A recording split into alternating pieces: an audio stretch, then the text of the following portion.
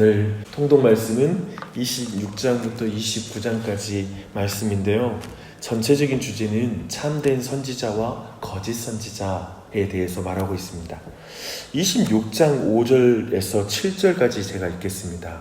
내가 너희에게 나의 종 선지자들을 꾸준히 보내 그들의 말을 순종하라고 하였으나 너희는 순종하지 아니하였느니라.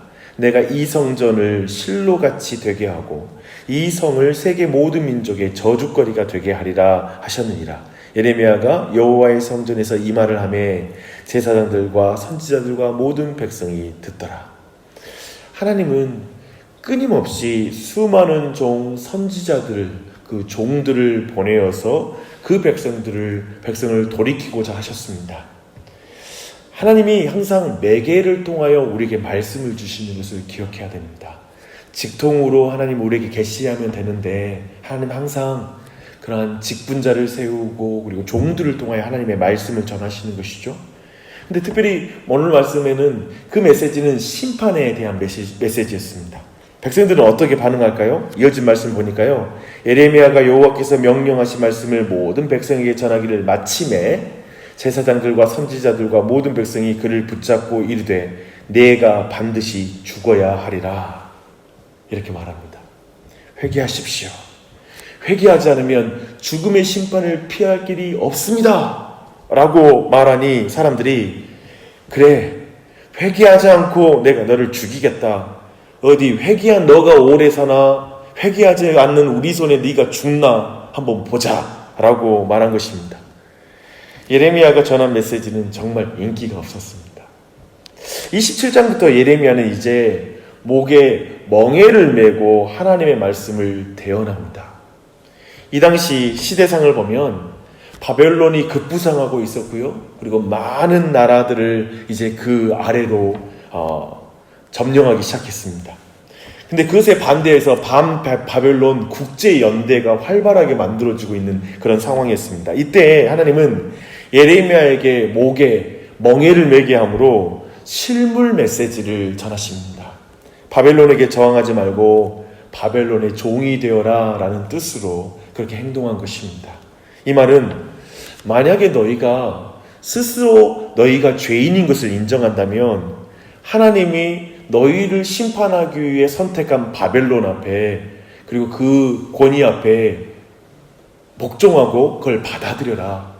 이것이 곧 나의 심판을 받아들이는 태도이다 라고 이렇게 말씀하신 것입니다. 지금 그 상황, 그 유대의 지도자들 편에서 본다면 메시지를 통일시켜도 국론이 분열되는 것을 막을 수 없는 상황이잖아요. 근데 그런 상황에 예레미야의 메시지는 통치자들에게 부담스러운 메시지였을 것입니다. 또한 민족주의자들에게는 매국노의 메시지, 나라를 팔아먹는 메시지였을 거라 우리는 충분히 이해할 수 있습니다. 사람들은 예레미야의 메시지를 인간적으로 들어요. 인간의 마음으로 그냥 들어요. 자기 중심적으로 편의주의적으로 그 메시지를 듣습니다. 그래서 우리 민족을 전혀 사랑하지 않는 선지자의 말이야. 저건 거짓 선지자야. 사랑 없는 말이야. 그렇다면 그건 하나님 뜻이 아니야. 라고 이렇게 판단해버리는 것입니다. 그들은 참된 선지자는 자신들이 듣고 싶어하는 말을 전해주는 자가 진짜 선지자야, 진짜 말씀 사역자야 이렇게 생각하고 있는 것입니다. 이럴 때 반드시 사람들이 듣고 싶어하는 말씀을 전하는 그런 거짓 선지자가 등장하게 됩니다. 오늘 말씀에는 그 이름이 하나냐라고 이렇게 말하고 있습니다. 그가 전한 메시지의 핵심은 하나님께서 바벨론 왕의 멍에를 꺾으셨다라는 메시지입니다. 3절과 4절을 이어보니 그는 이전에 잡혀간 포로들과 또한 함께 성전 기구들까지 다 빼앗겼는데 그 모든 것들까지도 돌아오게 될 것이라고 말하면서 특별히 시간을 정합니다. 2년이 되기 전에 그런 일이 벌어질 것이라고 시기까지 못 박아서 예언의 말씀을 전하고 있습니다. 그는 예언을 마치면서 또 이렇게 말해요. 여호와의 말이라 라고 말합니다. 요즘 짝퉁과 진품을 구분하는 것이 정말 어렵듯이 거짓 선지자와 참된 선지자의 메시지는 구분하기 힘들 정도로 비슷합니다. 유사합니다.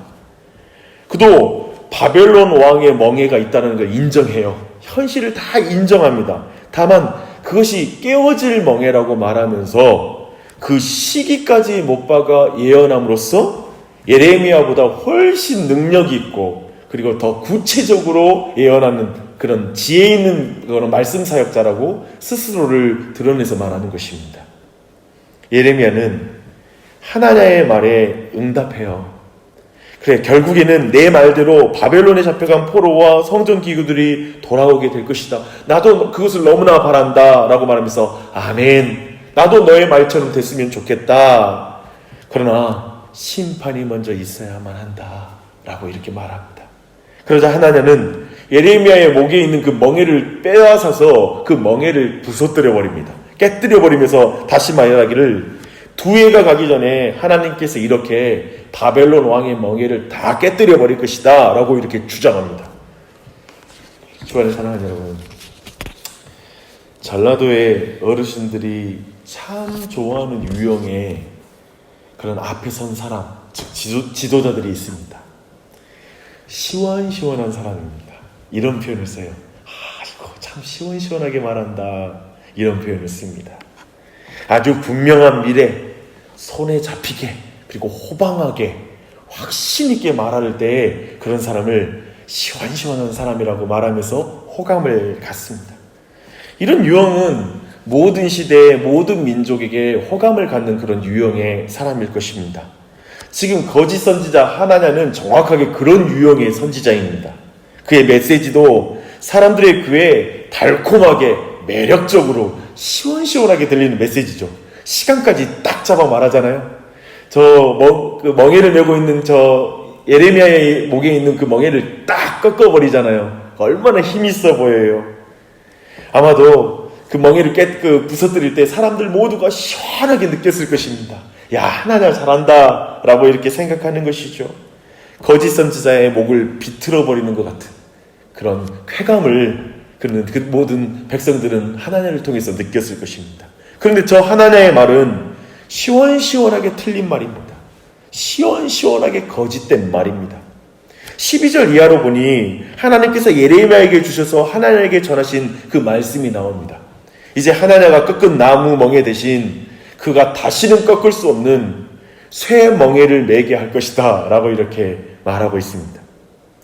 하나냐에게 전해진 마지막 말씀은 하나님이 보내지 않았는데 하나님의 말씀을 거짓되이 백성에게 전했으므로 그 책임을 물어 그해 그가 죽을 것이라는 말씀이 전달됩니다. 그리고 하나냐는 그 말씀대로 7월에 죽게 됩니다. 거짓 메시지를 전한 지 불과 2달여 만에 그는 죽음을 맞이하게 된 것입니다. 오늘 통독 사실 26장부터 쭉 29장까지 보시면 전체를 통해서 볼 수 있는 주제, 다시 한번 거짓 선지자와 참된 선지자를 볼 수 있습니다. 거짓 선지자는 어느 시대에나 어느 곳에나 교회가 있는 곳에는 반드시 있습니다. 그래서 하나님의 백성들은 늘 경계하고 분별해야 됩니다. 그래서 사도 요한은 영들을 다 믿지 말고 오직 영들이 하나님께 속하였는지 시험하여 보라 라고 이렇게 말씀하고 있습니다. 그런데 분별은 굉장히 어려워요. 왜냐하면 거짓 선지자들이 현실을 완전히 부인하거나 하나님의 말씀을 전면적으로 부정하기 때문이 아니에요. 다 하나님의 말씀이다라고 말하면서 본문 말씀 읽고 말해요. 거기서 조금, 여기서 조금 하는 식으로 이렇게 말씀을 전하기 때문에 분별하는 게 너무나 어렵습니다. 거짓 예언은 진리보다 더 그럴듯하고 믿기가 쉽습니다. 2해만 참으면 된다라는 거짓 평화는 적어도 2해 동안은 그 거짓이 분별이 안 되는 거예요. 2해 동안은 평안하게 해주는 메시지입니다. 믿기도 쉽습니다. 당장에 구분하기 어려운 말씀입니다.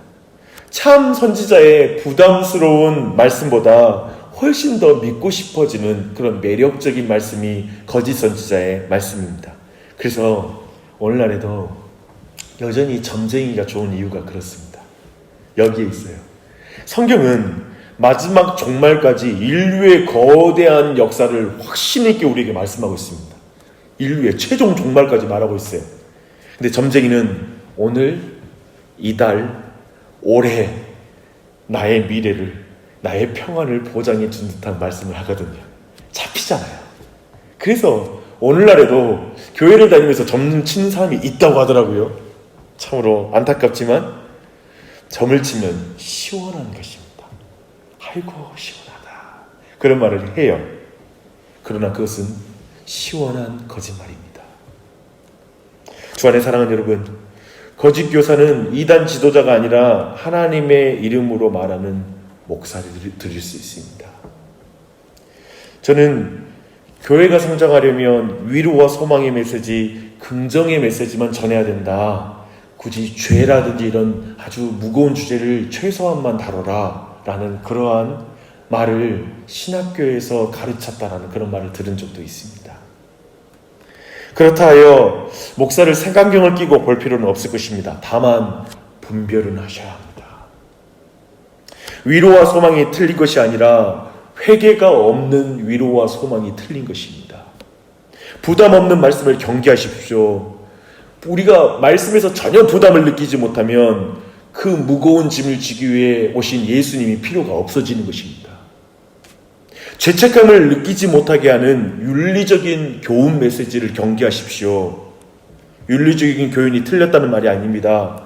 우리가 죄책감을 느끼지 못한 메시지가 선포되면, 죄를 깨닫게 하는 메시지가 선포되지 않는다면 우리의 죄를 짊어지신 예수님이 필요 없기 때문에 그렇습니다. 너무 듣기 편한 메시지를 조심하십시오. 여러분을 깊은 영적 잠으로 인도하는 메시지가 될 수 있기 때문에 그렇습니다. 저는 여러분이 평생에 좋은 꼴을 먹이는 참된 목자를 만나는 은혜를 받기를 바랍니다. 아멘. 그렇기 위해 이 아침에 그런 기도를 드리셨으면 좋겠어요. 분별력을 구하십시오. 여러분과 여러분의 자녀들이 온 교회가 귀에 듣기 편한 메시지에 만족하지 말게 하옵소서. 잠시 동안 평안을 주는 메시지를 경계하게 하여 주시옵소서.